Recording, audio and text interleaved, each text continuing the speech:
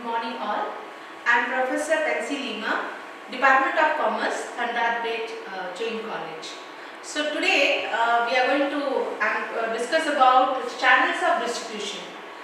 So it has a different names, certain people call it as channels of distribution. It also has a name called distribution management.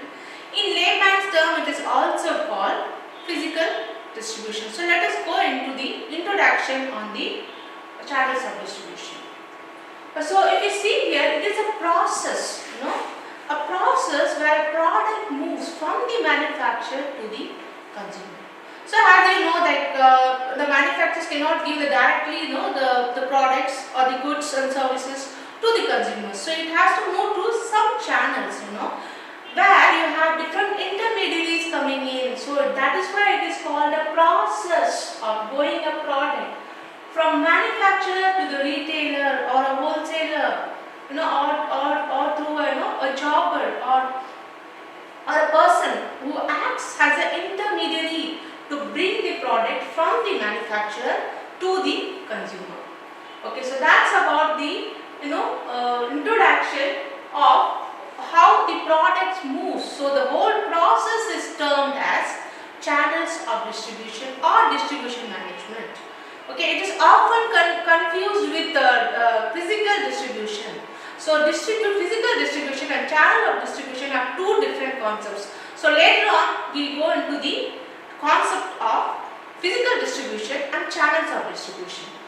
Okay, so if you see here, it is a very important key element, as you know that the manufacturer can be very efficient, very effective in producing the product at a lower price, and the product which a consumer needs. But if the product is not going from the manufacturer to the consumer on time, something called right thing on a right time in a right location. So this is a very important key element, for a manufacturer to sell the product in the market. Okay, so let us go into the meaning of what is distribution. So it is simply called a distribution method of products in which a company can transfer their goods from one person to another through the different mediums. So in simple words, the catchy word if you see, building a connection between company to consumers. So there is a gap, okay, there is a company and there is a consumer. Both are not in the same place. So there is a big gap. So that's what they are saying, building a connection between company and the consumers.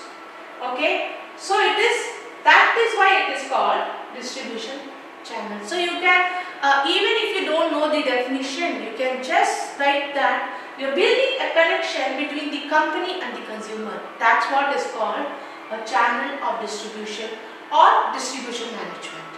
Okay, let us move on to the next.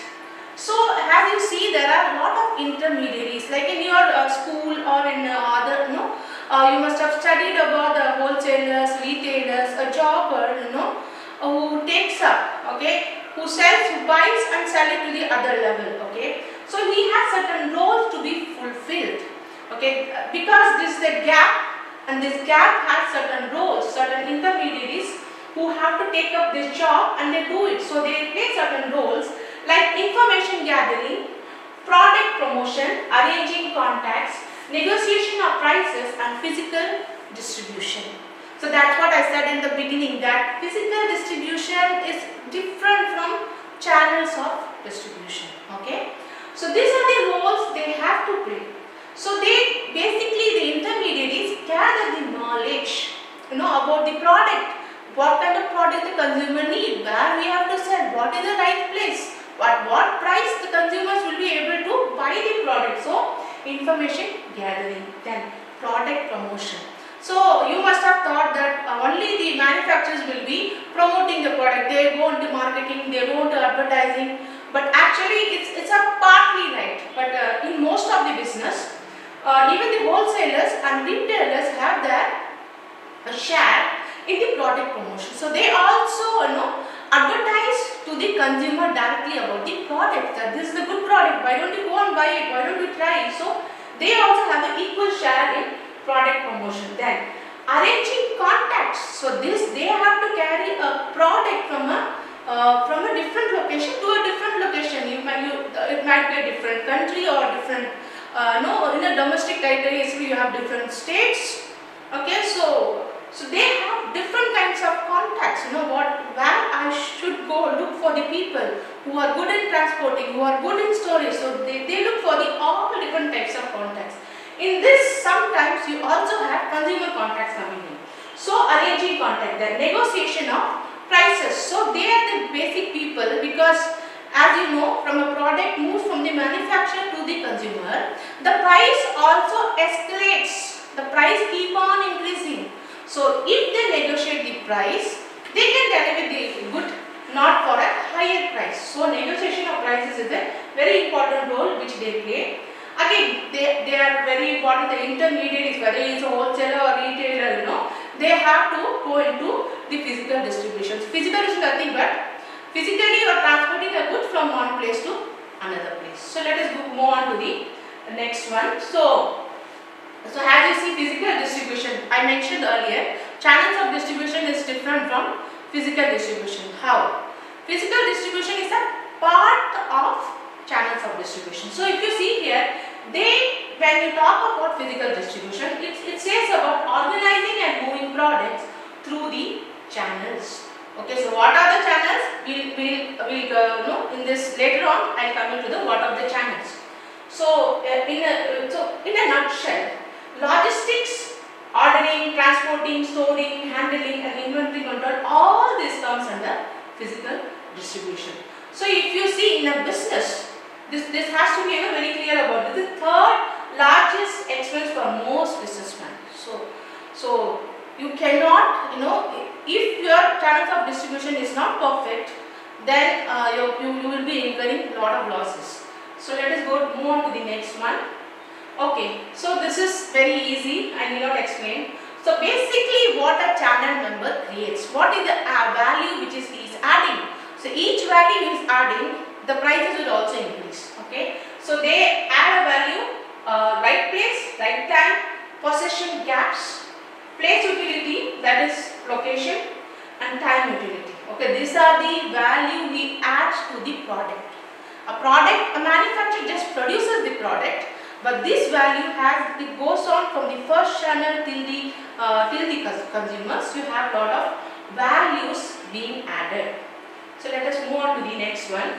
So why we need the intermediaries? So they are the experts. They add value. So they are the experts. They know where my product will move on, who needs my product, at what time he needs, and what he can afford, the particular consumer can afford. So they are experts. That's why they are able to add the value. And they are, they are very good. Intermediaries are experts in displaying, merchandising, and providing convenient shopping location and hours of customers. So without intermediaries, in a way we can say that manufacturer cannot transport or give their products from the manufacturing point to the customer. Okay, so let's move on to the next one. Yes, channel members add. So what are they doing it? So if we see a wholesaler buy, let me give an example. A wholesaler buys a lot of product, a lot. It might be in tons or in kgs or however you say it. He cannot transport in the same way. When he gives to the retailer, it has to break down. So the process has all this thing: marketing, packaging, financing, storage, delivery, merchandising, and personal selling. So personally, sometimes he has to sell the product to the retailer, to the consumer. So mostly wholesaler will not directly go to the consumer. He will sell the product to the retailer. So if you see, he has to do certain kind of marketing activities, certain kind of packaging, that is breaking down of products into a smaller units or smaller quantity. So that's about packaging. Then financing. This is very important because he is a wholesaler, he is giving the retailer. Not all the time the retailer has full money to give him and buy all the products. So little bit of financing is also one of the value which is adding, is one of the role also. Then storage.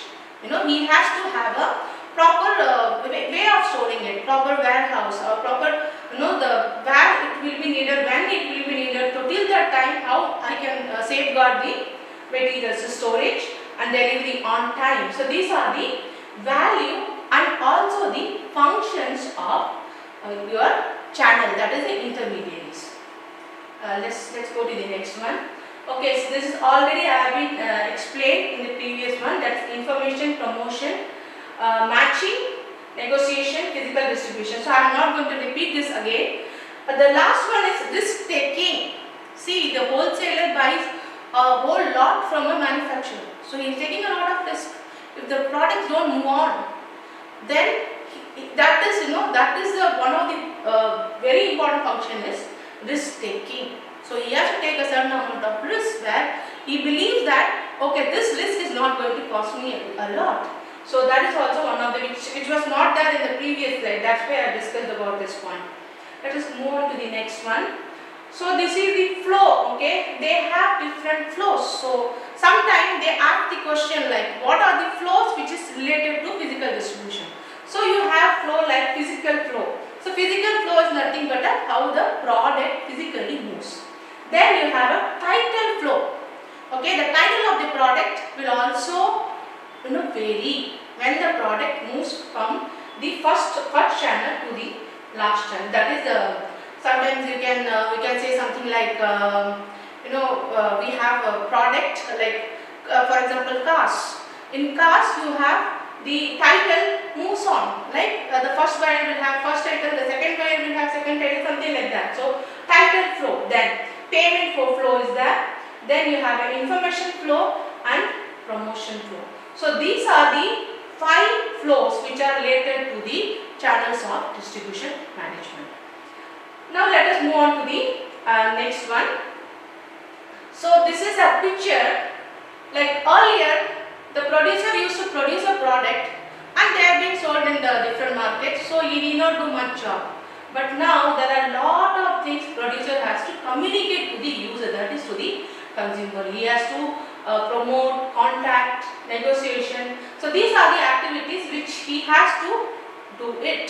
So earlier the product will be available in the market, the consumer will go and buy the product and they will be satisfied. Now he has to do a lot of promotion that this is my brand, this product has so much of benefits. Like this he has to communicate the information which he has to the consumers, to the whole world. He has to say about his product. That's what is about promotion. So earlier in olden days people will go to a shop, just give me one pack of soap. They will not name the soap. So any soap is fine for them. So they will just use it.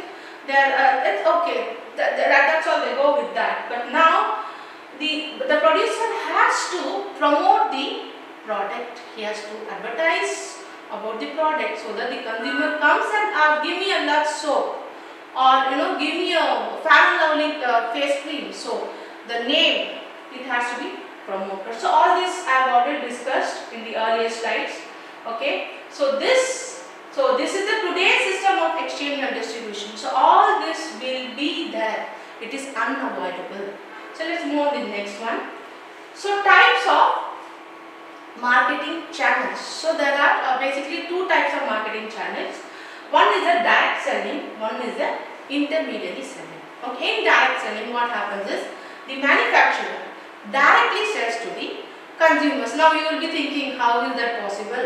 The good example is suppose I have there is a Hyundai manufacturing company is here in Chennai, and they also have their own showroom in Chennai. Okay, so he is not going into any intermediary. He is bringing his cars from the Chennai outlet. He is selling it in the showroom. So that is direct selling. There are no intermediaries. There is nobody coming in between. Directly it is coming from the manufacturing point. It is displayed in the showroom. The consumers come or the customer come, they walk in and they buy the product. So that is direct selling. In case of intermediary selling, there are people who are coming in like wholesalers, retailers, the jobbers or the agent. They come in. So those are the intermediary selling. So let's go more into the direct selling and intermediary selling. So let's see in the next slide. You will be able to see what are the different types of channels of distribution. This is a very important topic. About this you can refer the marketing management by Philip Kotler. Okay, he has given this this different types of, in other books it won't be available, only in marketing management Philip Kotler this is available. So you have a different channels of distribution. So what are they? As I said, direct sales, I have said, like from manufacturing point, it is directly going to the consumer. So so there is no intermediaries, nothing. So product is sold directly to the consumer. So in case of retailer, as you know, he buys from a wholesaler, then retailer. All this being taught in the school days. So I need not teach you who is a wholesaler, who is a retailer. Okay, in the later slide, I have given certain aspects for the wholesaler retailer. Then coming to the intensive distribution. So there is a concept called intensive distribution. So in this distribution, what the manufacturer thinks is his product should be available in all the shops in a particular area. So he doesn't select. For example, the good example is if I go to a any shop, I walk down, I find lace chips in any shop. Okay, any shop will be selling me a lace chips. That is called intensive.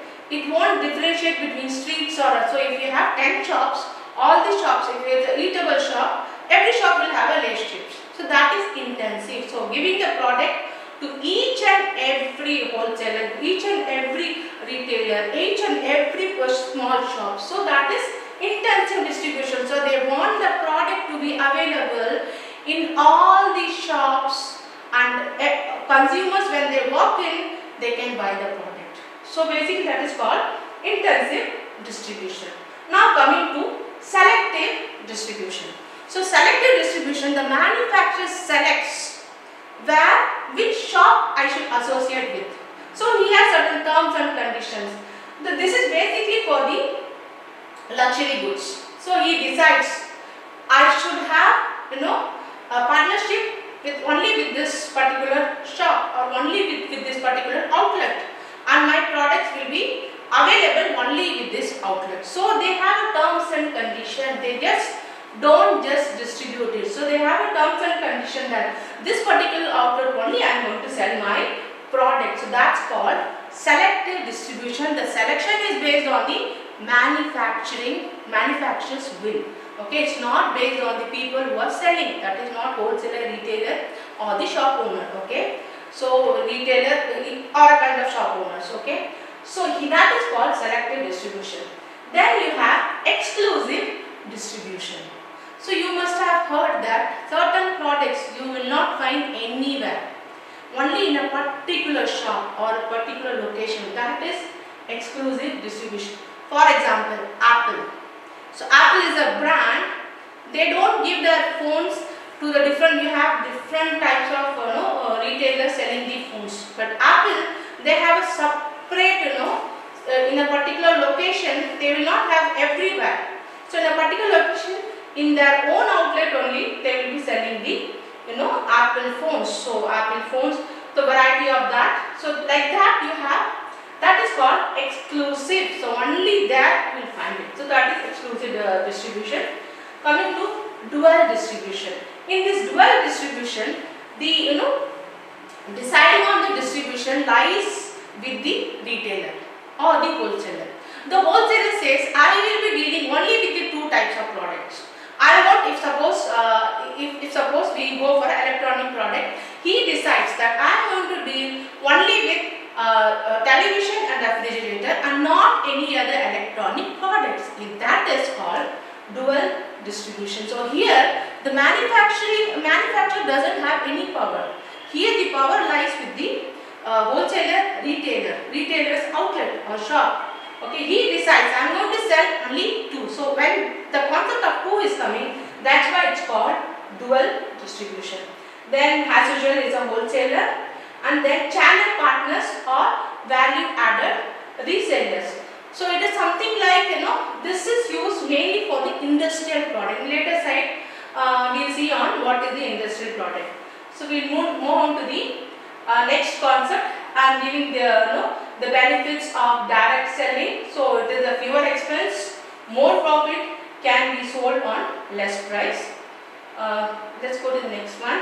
So here if you see what are the cons, what are the disadvantages, you have to need to create brand awareness, because As I said, in a Hyundai manufacturing point is there in Chennai, and you have a showroom in Chennai. So you have to create awareness about the brand. A brand is there. I'm selling in this particular place. My showroom is there. So come and directly buy. Otherwise, the customer will not know it. Or the consumer, no, they won't know where to go and buy for it. Then more hustle in marketing. So they have to do a lot of marketing, advertising, all this activity going on. So I'm giving an example for that. That is Xiaomi and Royal Enfield. So they mostly go into a direct selling. Now Xiaomi is not that. They sometimes go with the other retailers also. Okay, instead of direct. So if you see the markets in Asian markets like in Korea or Japan, they are still with the Xiaomi. You can go for direct selling only. It won't be available with lot of retailers. Okay, let's go on to the next one. So in intermediaries, okay. So intermediaries, we have three types of intermediaries: broker, wholesaler, retailer. So broker is also called a jobber. So the name of the broker is also called a jobber. Some people call him an agent. Okay. So these are the three intermediaries who will be coming into the channel. Let's move to the next one. Okay. So the intermediaries. So what are the benefits of the intermediaries? It is easily available to the customer, and fast expansion and time saving. So the customer need not wait for a product. He knows if I go to this particular retail shop and get the product. So it is fast expansion and time saving and less marketing efforts. That is to the manufacturers. They need not put so much of effort, because anyway the retailer will tell you that see, this product is very good. Why don't you go and buy the product? Why don't you try the product? So marketing efforts are less. Then it has a basic on increase in price. I already said they add value. So when the value is added in a product, what happens? The price keeps on increasing. This is the biggest disadvantage when it comes to the intermediary, the goods passing from different channels. So that will be the biggest disadvantage when the product passes through a different intermediary channels. So we'll move on to the. So to give a clear presentation about the levels, you have a manufacturer selling direct, that is direct selling. Okay, so from manufacturer is coming to the consumer. Then you have first level, second level, third level. In first level, the manufacturer is giving the product to the retailer, retailer to the consumer. The second level, you have manufacturer giving the product to the wholesaler, retailer and consumer. In the third level, you have manufacturer, wholesaler, jobber or an agent or a broker, and then it moves on to the retailer and consumer.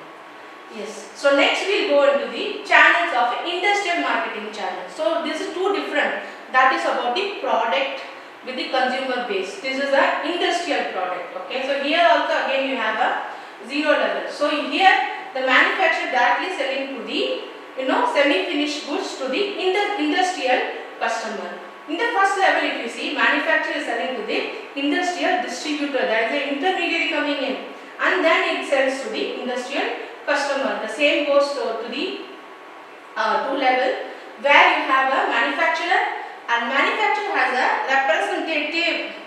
He goes and finds the agents, the industrial distributor. It's like an agent or a broker. Okay, he finds the industrial distributor and then he delivers the product to the industrial customer. Then in the third level you have manufacturer, and you have a manufacturer sales branch is coming in. Okay, the sales branch is coming in.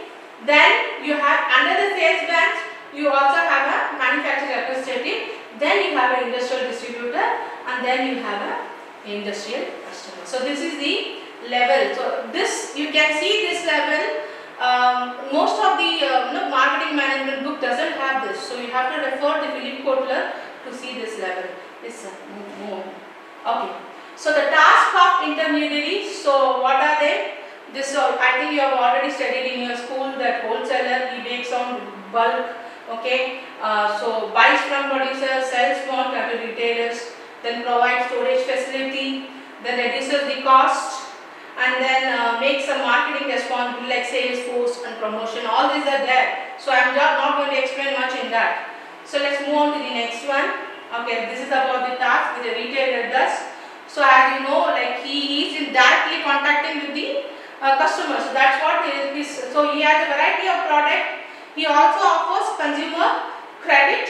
He also promote the product. Then he has a price, the final product. So he fixes a price that I bought it. So he is the person, after much of value added, he fixes the price. And then he has a build retailer brand in a high street. So he plays a very essential role for building the brand name. Okay, so let's move on. So tasks, about the internet. So sell to a geographical dispersed market. So I am bringing in internet also, which you see in the channel it is not there. Now we are doing a lot of online shopping, so that's why I am bringing this concept also. So in this online shopping, you can see if you go to Amazon or if you go to Flipkart, there are no intermediaries coming in. They are just advertising their products in a Flipkart or in Amazon, and directly the order goes to the manufacturer. They disperse the product. So that's what I am bringing into the internet as an intermediary. So over here, he is not a person, but it is a way it connects to the world. So in internet, okay, so you have an intermediaries in internet. So sell to a geographical dispersed market, able to target and focus on specific segments, relative low setup costs, use of e-commerce technology. So if you are giving your exams at this technological world, you should be ready to understand the task of intermediaries in channels of distribution through internet. Okay. So shift. So there is a paradigm shift from commerce and consumers. Okay. There is a shift. The earlier market, they used to go to the particular retail shop and buy a product. Now people prefer sitting at home and buying the things online. Okay, and they believe that they get the quality product with a good price.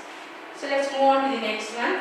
Okay, this is a task of logistics manager. As I said, physical distribution talks about logistic manager.